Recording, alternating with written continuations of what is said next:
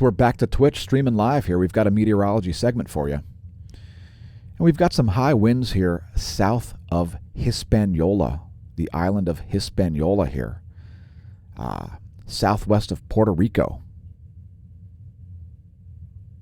You know, Haiti and the Dominican Republic. So I don't see any hurricane force winds here.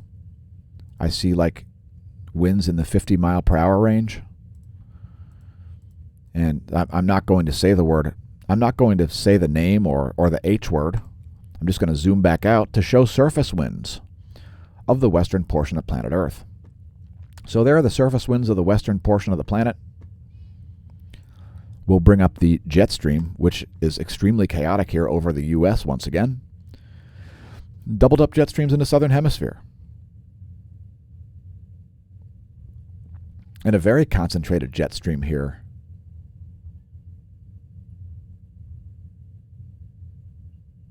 around places like Nova Scotia. Nova Scotia. Ya hoser. Anyway, there are the jet streams of the west. Let's rotate planet Earth and see the jet streams of the east. As we've got a daily space weather video to put out. Make sure you tune into that. If you haven't, check our playlists, youtube.com/smashamash/playlists. And if you're viewing the video on BitChute, make sure you subscribe on YouTube. You're missing like 80% of our content by not being on YouTube. The jet streams over the Indian Ocean and Western Pacific are still blowing backwards, east to west instead of the normal west to east fashion. And check out how chaotic the jet stream is in the northern hemisphere. Less so in the south, but doubled up, tripled up meridional jet stream flow and so on at its finest in the south.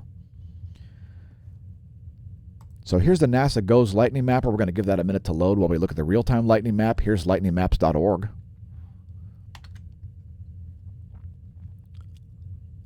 Lots of lightning there over Eastern Europe. Couple strikes there in the U.S. as well. Places like, is it South Dakota? It is South Dakota. As well as some lightning in Texas. Hey, San Angelo. There's thunder rolling in. And here's the NASA GOES lightning mapper. Quite a lot of cloud cover over the U.S. And we'll show you the cloud layer in a moment. And we'll zoom back out to the global lightning map here. There is the lightningmaps.org, blitzachtung.org. Here's windy.com. We're looking at pressure cells. Powerful anticyclone dominating the north central Pacific, as well as a powerful anticyclone here over New Zealand. Check it out. Clear skies likely over New Zealand, as there is a massive high pressure right there. Pretty strong low pressure right out here as well. Not nearly as strong as the one south of South America. Check it out, south of the Drake Passage. There is one hell of a low pressure down there. Check this low out. That is beefy. It's gigantic. And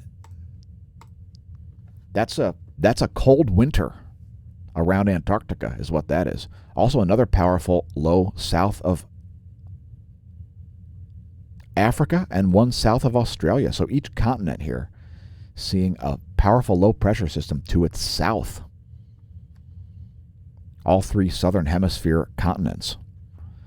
Anyway, we'll advance the GFS forecast here into tomorrow. There's where the GFS forecast puts pressure at 12 noon Eastern Daylight Time tomorrow. Continuing on, here's the Tropical Tidbits forecast.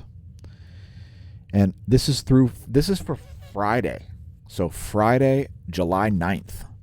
We've advanced this 6 days because this is when the forecast is for this low to reach Florida. So you see that blue blob there going toward Florida? That's the tropical system remnant.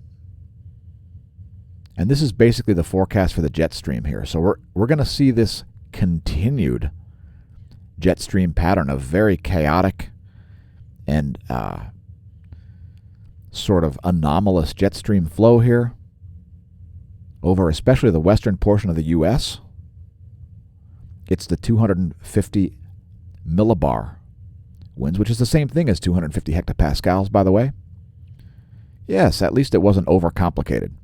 Anyway, you can see the jet stream is largely going to stay to the north of the U.S. over the next 6 days, according to the GFS forecast. Here's a weather.gov map.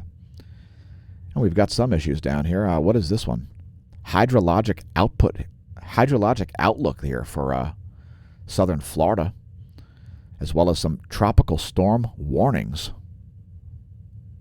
Some flash flood warnings in Texas. And the heat is finally subsiding in the northwest.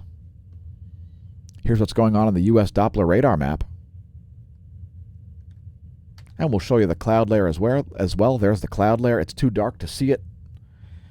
We're showing the 3.9 nanometer animation from the NASA GOES Interactive Weather Satellite Suite. Here's the water vapor map.